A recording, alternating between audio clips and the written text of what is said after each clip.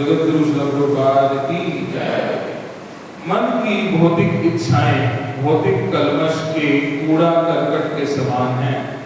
ऐसे कलमश से जीव को अनेक ग्रह्य तथा अग्रह्य वस्तुओं का सामना करना पड़ता है, जो आध्यात्मिक स्वरूप के अस्तित्व को ही हतोत्साहित कर देती है।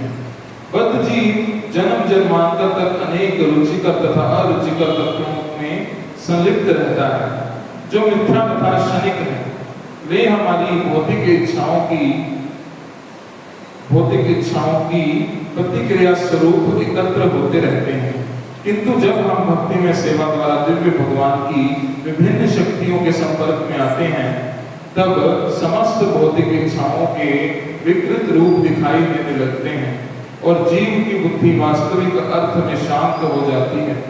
जो ही अर्जुन ने श्रीमद् भगवद गीता में दिए गए उपदेशों की ओर अपना ध्यान लगाया, त्यों ही श्री भगवान के साथ नित्य संगति का वास्तविक रंग प्रकट हुआ और इस प्रकार से समस्त भौतिक कल्मशों से मुक्ति का आभास हुआ।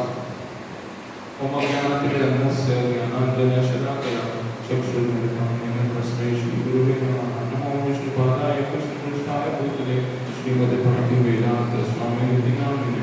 नमस्ते सरस्वती देवे गौरवाणी प्रचारिणे निर्विशेष शून्यवादी पार्षादेशतारिणे। जय श्री कृष्ण चैतन्य प्रभु नित्यानंद श्री अद्वैत गदाधर श्रीवासादि गौर भक्तवृंद। हरे कृष्णा कृष्णा कृष्णा हरे हरे, हरे राम राम राम हरे हरे। हरे कृष्णा। तो आप सबका स्वागत है आज के श्रीमद् भागवतम कक्षा में एवं मंगल आरती कार्यक्रम में। स्वागतम सुस्वागतम। और कोई पहली बार आया हो आप में से?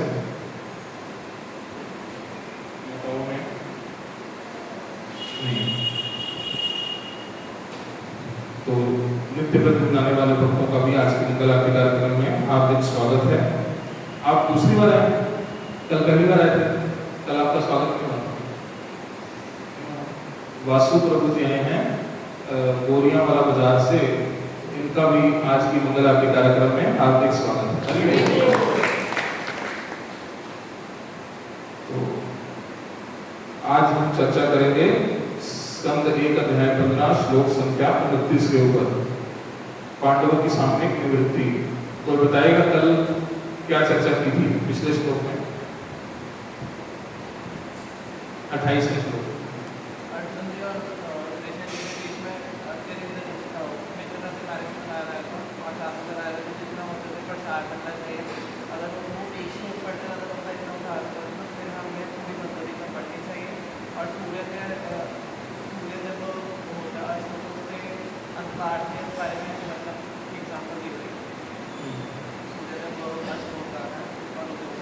और कोई बताना चाहेगा? तो आपने बताया था कि अर्जुन जी सोच रहे हैं कि वो कैसे, और सूर्य गोस्वामी जी नरेट कर रहे हैं कि कैसे कृष्ण जी उनके घनिष्ठ मित्र थे।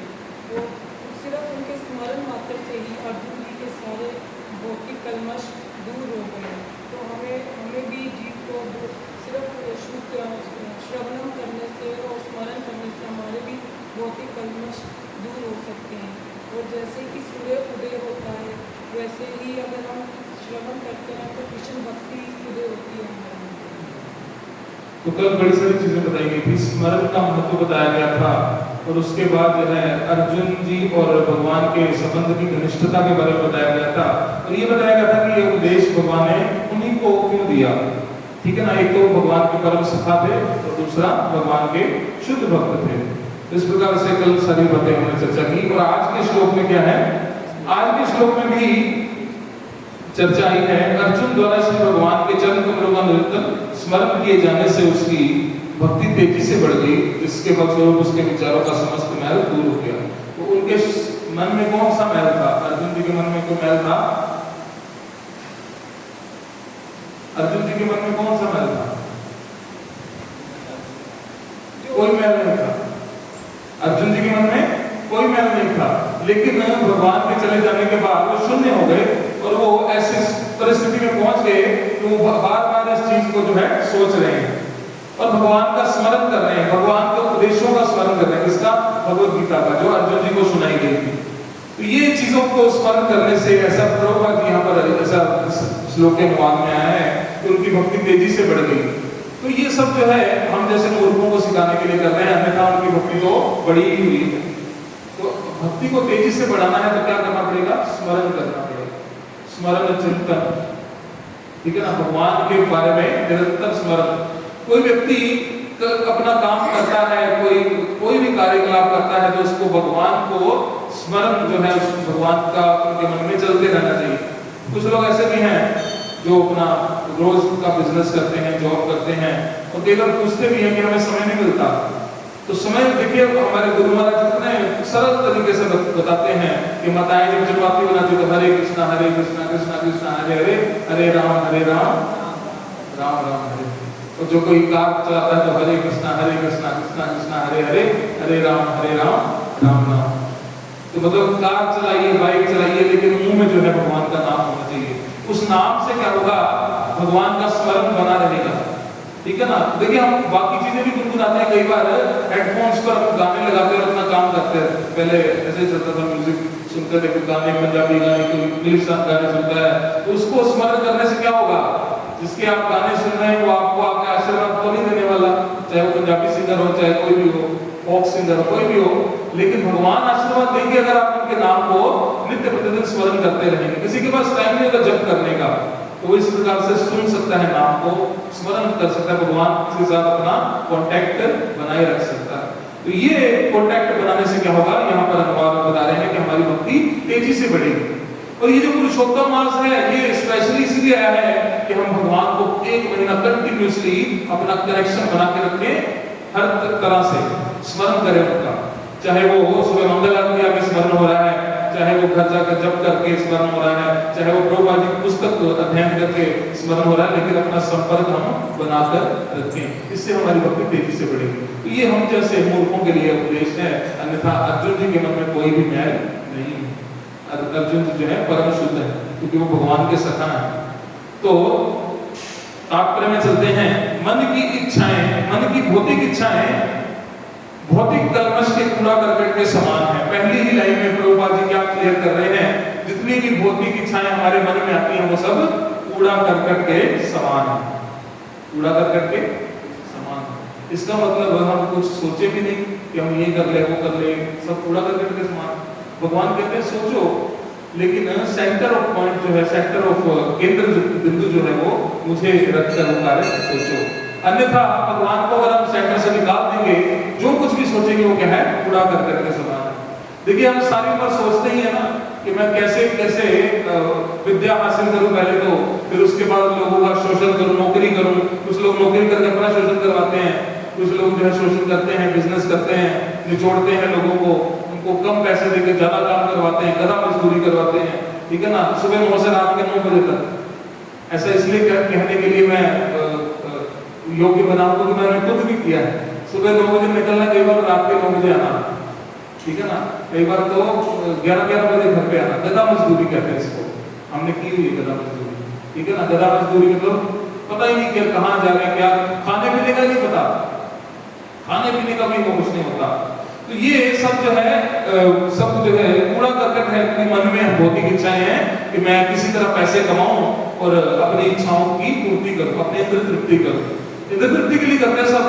कौन है ऐसा जो अपना पैसे कमाकर लाए महीने बाद और कहे मैं 50% गोलक में डाल रहा हूँ बिना किसी को बताए, चुपचाप? है कोई ऐसा महानुभाव? ऐसा कोई नहीं है। हम भी सोचते रहते हैं कि कुछ दें, लेकिन कई बार कई ऐसा महीना भी आता है कि कुछ भी नहीं दे सकते हैं। तो ये जो सब कुछ कर रहे हैं हम अपनी इंद्र तृप्ति के लिए ही कर रहे हैं, चाहे हम जितना मर्जी कमा लें। और कुछ लोग ऐसे भी हैं, अब पहले भी यहाँ पर लेक्चर्स में एग्जाम्पल दी गई थी, एक प्रभु जी है दिल्ली में, उनकी सैलरी है 1,20,000, ठीक है ना। वो मंदिर में कितना डोनेट करते हैं?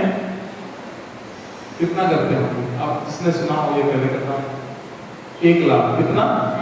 और सैलरी से कितना घर लेके जाते हैं? 20,000। ऐसे महापुरुष भी बैठे हैं। गृहस्थी हैं, अपना घर चलाते हैं, 20,000 का गुजारा करते हैं और 1 लाख रुपया मंदिर को देते हैं कि भगवान की, क्योंकि शास्त्रों में लिखा है 50%, ठीक है ना, शास्त्रों ने बताया 50%। तो हम तभी इस बंधनों से निकल रहे हैं कि जब शास्त्रों से कुछ बढ़कर करेंगे। जो शास्त्रों में लिखा गया वो तो लिखा गया, लेकिन हम कम से कम उतना भी कर लें या उससे कम भी कर लें, चलो 10% भी कर लें, 100 में से 10% भी कर लें, तब भी हम कहीं किसी हद तक बच सकते हैं। लेकिन अगर हम पूरा का पूरा अपने ऊपर ही लगाने या अपने परिवार के ऊपर ही लगाने का सोच रहे हैं तो ये सब केवल और केवल पूरी इंद्रवृत्ति। क्या है? इंद्रवृत्ति। क्योंकि हम सुबह से शाम तक कमाते हैं और भगवान को कुछ नहीं अर्पित करते। हाँ, आ जाते हैं मंदिर में फैसिलिटीज लेने के लिए, लेकिन वो सब जो है गलत है। अगर हम कुछ दे नहीं देते, हमें कुछ अपेक्षा भी नहीं करनी चाहिए।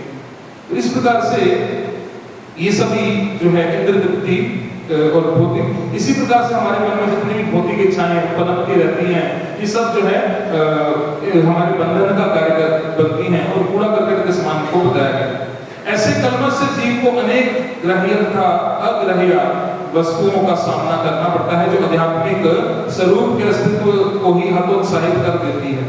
तो इसलिए इस कलमश के अकॉर्डिंग हमें जीवन में बड़ा कुछ भुगतना पड़ता है, ठीक है ना। एक छोटी सी स्टोरी है इसके ऊपर, इस इंद्रवृत्ति के ऊपर तो नहीं है, भौतिक इच्छाओं के ऊपर है।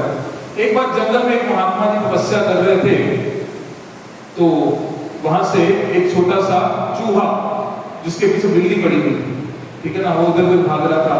वो बिल्ली से बचता बचाता महात्मा जी के पास आया, बोला कि महात्मा जी मेरे पीछे बिल्ली पड़ी, मेरे पीछे बिल्ली पड़ी, तो कृपया मुझे बिल्ली बना दीजिए ताकि वो मुझे खा न जाए। अब बिल्ली को बिल्ली थोड़ी ना खाएगी। तो महात्मा जी को दया आई, अरे बेचारा चूहा बड़ा भाग रहा है इधर उधर, इसकी जान बचा देते। उन्होंने कहा चलो बिल्ली बन जाओ, तो बिल्ली बन गया। अभी बिल्ली बन के फिर भाग रहा है इधर उधर इधर उधर, और फिर महात्मा जी के पास आया। महात्मा जी अब नई परेशानी आ गई, मेरे पीछे कुत्ता पड़ गया, ठीक है ना, आप मेरे को कृपया कुत्ता बना दीजिए। तो उन्होंने कहा चलो ठीक है, कुत्ता बना दिया। अब वो कुत्ता बन गया, फिर इधर उधर भाग रहा है, जान बचा रहा है। कहता महात्मा जी अब मेरे पीछे जो है शेर पड़ गया, अब मेरे पीछे शेर पड़ गया, तो ऐसा कीजिए मुझे शेर ही बना दीजिए, मेरे को कोई फिर नुकसान ही नहीं होगा तो किसी तरह।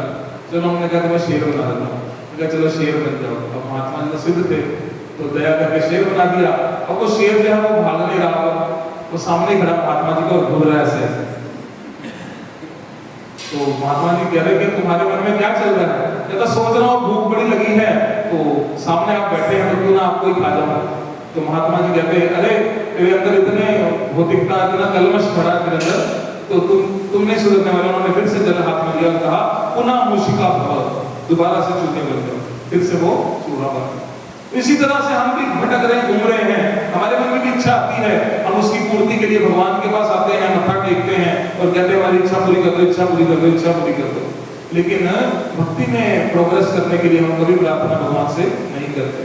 कुछ ना कुछ मांगने के लिए आते हैं जब भी आते हैं मंदिर, लेकिन प्रेम वश बहुत कम लोग आते हैं, ठीक है ना। प्रेम क्या है कि हम आज भगवान के दर्शन नहीं किए तो आज बड़ा दिन जो है बड़ा बेकार है, आज मैं मंदिर जाऊं, पहले दर्शन करूं, फिर कुछ खाऊंगा पीऊंगा, ठीक है ना। ऐसा कहीं का रूटीन है। दिन में एक बार मंदिर जरूर आना, चाहे वो सुबह को आए चाहे शाम को आए, रहा नहीं जाता दर्शन किए बगैर। और कुछ ऐसे भी लोग हैं जो कभी आएंगे जब उनको आवश्यकता है। आज मेरे को बड़ी प्रॉब्लम, आज मेरे को बुखार हो गया, ठीक है ना, या फिर आज घर में कोई प्रॉब्लम समस्या कर रही, तो चलो भगवान के घर जाता हूँ, उनसे मांगता हूँ कि ये मेरी प्रॉब्लम है, आप ठीक कर दो। केवल मांगने के लिए आएंगे, प्रेमवश नहीं आएंगे। तो इस प्रकार से मन में जितने भी भौतिक कलमश हैं उनका कारण क्या है? इच्छाएं, भौतिक इच्छाएं। तो हमें हमारी इच्छा जो है वो क्या होनी चाहिए? आध्यात्मिक होनी चाहिए। बद्ध जीव जन्म जन्मांतर तक तथा अनेक रुचिकर तथा अरुचिकर तत्वों में संलिप्त रहता है। अब रुचिकर अरुचिकर क्या कह रहे हैं प्रभुपाद जी? कि कुछ भी है जो हमें अच्छा लगता है और कुछ चीजें ऐसी हैं जो हमें अच्छी नहीं लगती। तो इन्हीं चीजों में व्यक्ति जो है फंसा रहता है सारी उम्र। मैं इसको पसंद करता हूँ, इसको नहीं पसंद करता, ये मुझे अच्छा लगता है, ये मुझे अच्छा नहीं लगता। लेकिन वास्तविकता में क्या है? प्रभुपाद जी कह रहे हैं जो मिथ्या तथा क्षणिक है, मिथ्या भी है और क्षणिक भी, झूठा भी है और कुछ समय के लिए भी, ये प्रभुपाद जी कह रहे हैं।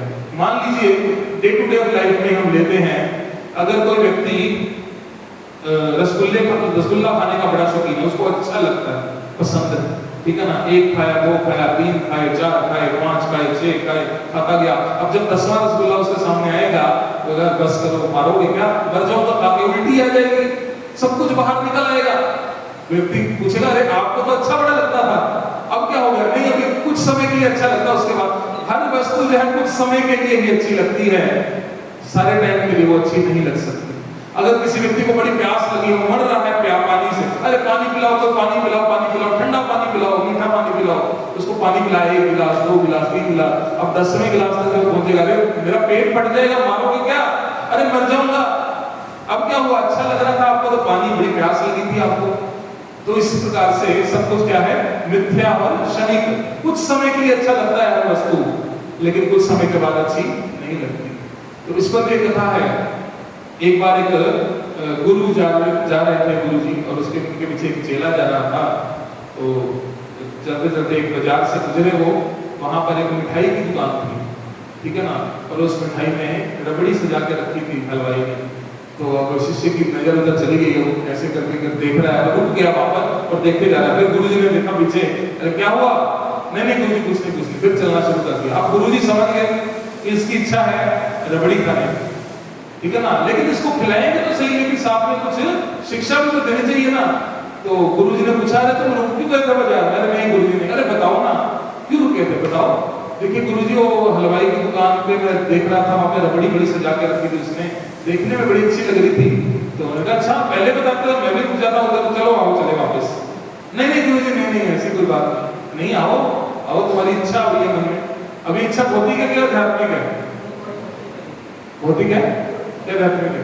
भौतिक इच्छा है। अगर आध्यात्मिक इच्छा क्या होगी कि इससे मैं रबड़ी खरीदूं और सीधा कहां लेके जाऊं? भगवान के पास। तो अब गुरुजी के साथ चले गए वापस। हर हलवाई से गुरुजी कह रहे हैं, अरे हमारे शिष्य को रबड़ी खिलाओ भैया। तो ठीक है, अब शिष्य बड़ा पसंद आया, तो गुरुजी ने मौज करा दी, रबड़ी खिला रहे हैं आज, तो खुद वो भी पैसे खर्च के, अब ठीक है खा लेते हैं। गुरुजी इतना कह रहे हैं तो रबड़ी खाई, 1 प्लेट खा ली। तो और खाओगे? हाँ थोड़ी और खा लेंगे, है अभी जगह, 1 प्लेट और खा ली। फिर और खाओगे? हाँ गुरुजी ठीक है 1 प्लेट, आप भी तो खाइए। अरे मैं खाऊंगा, पहले तुम खाओ, तुम्हारी इच्छा नहीं रहनी चाहिए, ठीक है ना, खाओ। तीसरी प्लेट खाई, अब बस गुरुजी अब मैं पेट भर गया होगा। नहीं ऐसे कैसे, रबड़ी है इतनी स्वादिष्ट है, अरे 1 प्लेट और बनती है, मेरे कहने पे खा लो, 1 प्लेट और खा ली, बस गुरुजी अब बहुत हो गया। अरे बहुत हो गया, 1 प्लेट और, बस 1 प्लेट। नहीं गुरुजी नहीं, लो दो भैया, दो इसको 1 प्लेट और, 1 प्लेट और खा ली। अब पेट भरना, बस गुरुजी अब तो यहाँ तक आ गई, बाहर आ जाएगी।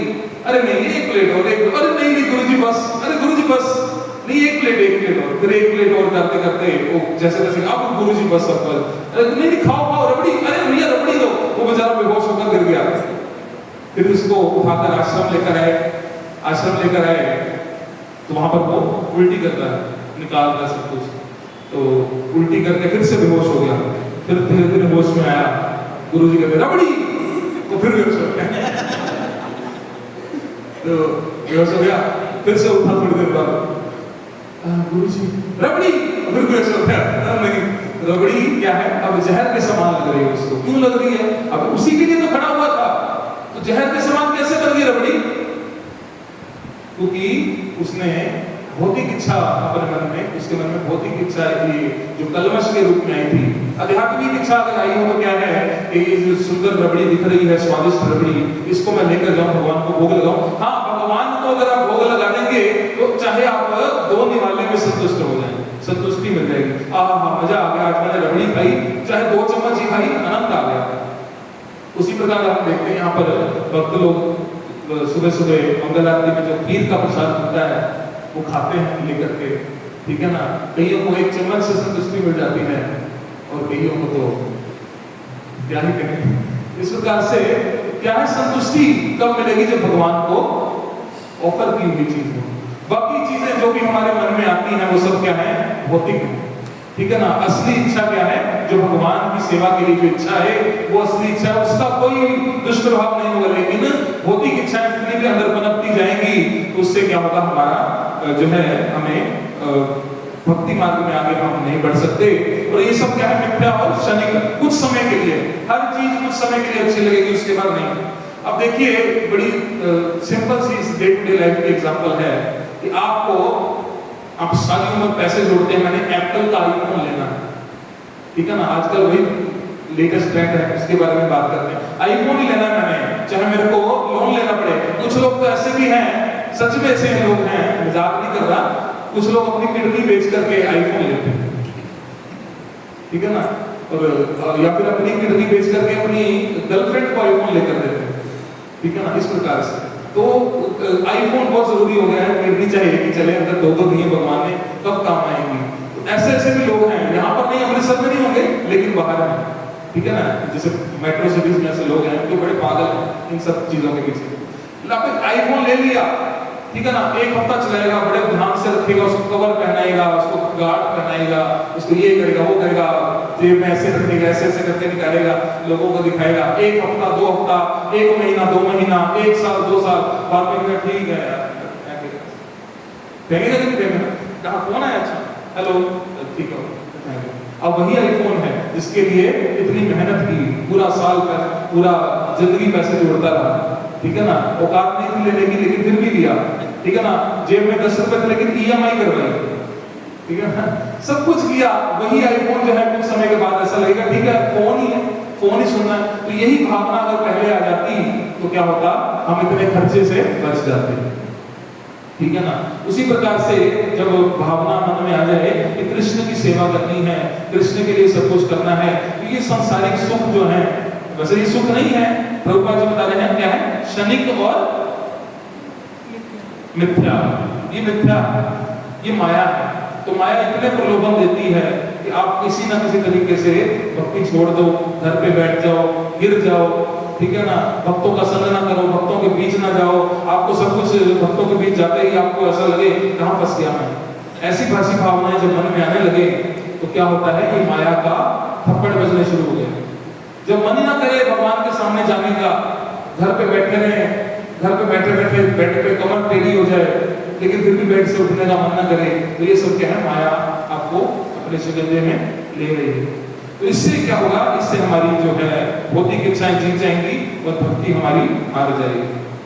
वे हमारी भौतिक इच्छाओं की प्रतिक्रिया स्वरूप एकत्र होते रहते हैं, किंतु जबकि भक्ति में सेवा द्वारा दिव्य भगवान की विभिन्न शक्तियों के संपर्क में आते हैं, तब समस्त भौतिक इच्छाओं के विकृत रूप दिखाई देने लगते हैं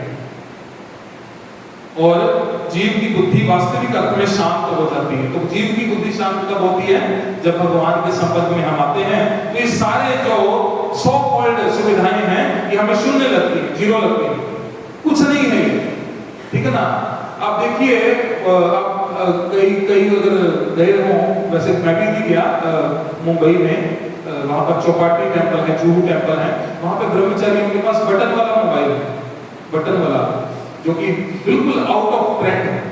वो केवल क्या करना है उन्होंने कि कॉल सुननी है, कॉल करनी है, अगर किसी को मैसेज करना है तो टेक्स्ट मैसेज, SMS, जो कि पहले बहुत चलता था, पता ना सबको, लोग स्पेशल पैक डलवाते थे, SMS पैक डालना भैया, 300 SMS चाहिए 1 महीने के, रोज का एक SMS सजा के, फूल लगा के उसमें भेजते थे किसी को, और वापस भी रिप्लाई आता था, SMS पे बात करते थे।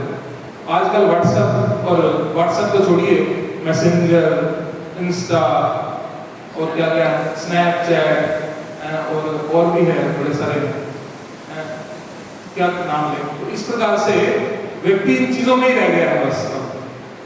तो ऐसा मैं पढ़ रहा था, एक फोटो में बनाया था, जब फोन वायर वाले थे तब हम फ्री घूमते थे, हैं, जब फोन वायरलेस हो गए तो हम जो है बंद गए, जैसे कुत्ते के गले में पट्टा चलता है वैसे अपने मोबाइल से बंद गए, ऐसे चलते हैं जहाँ भी चलते हैं, ये जेब में होगा, ठीक है ना।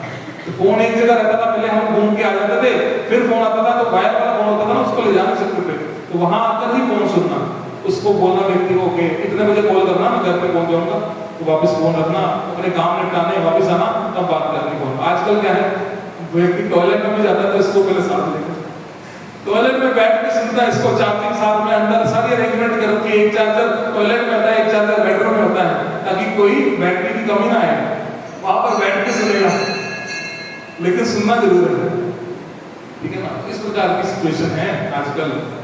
तो इससे क्या होगा, हम कभी प्रगति नहीं कर पाएंगे। तो भौतिक इच्छाएं जितनी बढ़ती जाएंगी और उतना ही हम भक्ति से दूर जाएंगे। लेकिन जब हम भगवान के संपर्क में आएंगे और भक्ति में सेवा करेंगे, तब इन सो कॉल्ड सुविधाओं से हम बच पाएंगे, जिसका कोई वास्तविकता में लाभ नहीं है।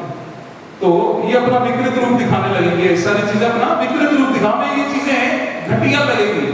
कब लगेगी? जब भगवान के दर्शन करेंगे, भगवान के संपर्क में आएंगे, उनकी कथा सुनेंगे, सारी चीजें हमें घटिया लगेंगी। कहेंगे ठीक है यार, फोन ही सुनना है ना, सस्ता वाला ले लेंगे। तो ये वास्तविक मन तब शांत होगा। जो ही अर्जुन ने श्रीमद् भगवद गीता में दिए गए उपदेशों की और अपना ध्यान लगाया, त्यों ही श्री भगवान के साथ नित्य संगति का वास्तविक रंग प्रकट होने लगा और इस प्रकार उसे समस्त भौतिक कलमशों से मुक्ति का आभास हुआ। कब हुआ मुक्ति का आभास? जैसे उन्होंने स्मरण किया। तो स्मरण करना बहुत ही आवश्यक है। तो स्मरण हम कब करते हैं? अभी तुलसी आरती के बाद सब लोग स्मरण करेंगे। कैसे?